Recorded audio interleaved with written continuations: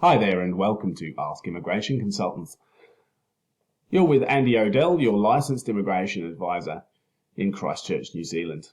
Today I'll be talking to mainly employers about how the proposed immigration policies for temporary workers might impact their business and what they might be able to do to mitigate those impacts. Let's talk about the changes first of all. So presently, those employed under an ANZCO level of 4 or 5 are currently considered low skilled.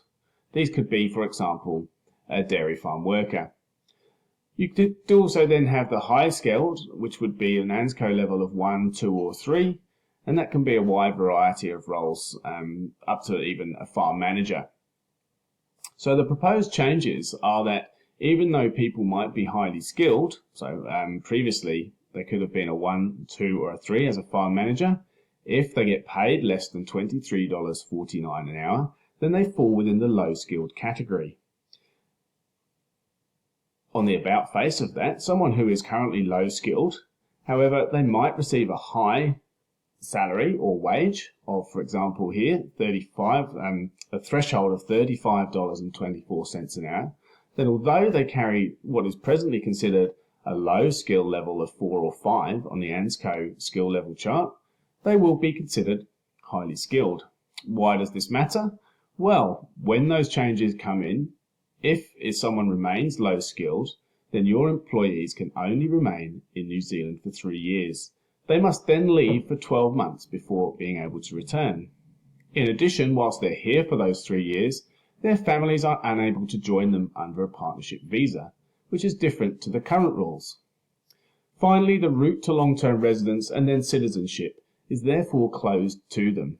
As we know, many of those who come to New Zealand to live and work do have ambitions of living and working here permanently.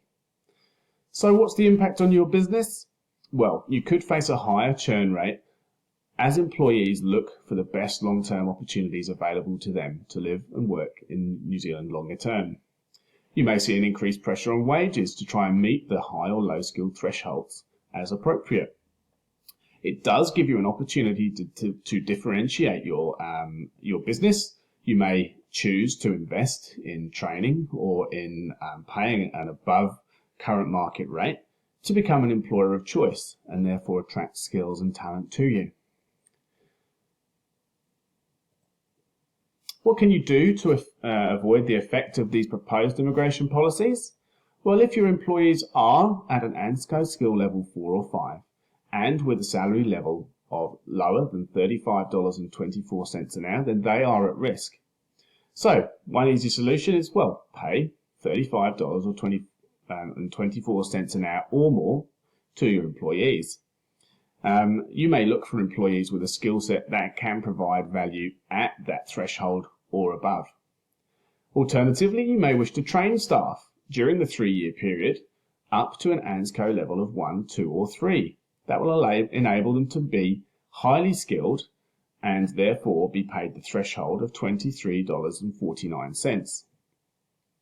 Finally, you may choose to do neither of those things and instead plan for regular employee turnover. You might wish to implement a recruitment strategy that can account for regular staff turnover for those remaining in the low skilled bracket. And this could include carrying additional staff numbers to effectively mitigate that should someone leave, then you've got someone who can step into that spot quite quickly. Or you may choose to continuously advertise in order to be prepared for visa applications when you do identify staff. The obvious advantage here is that rather than then having to advertise for a period of time, you have already done that, so you can just put in an application for a visa, or the employee can with your support, which would then just run the usual period of 20 to 25 working days.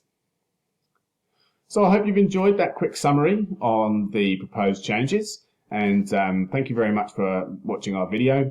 I'll leave you with these messages, and thank you so much.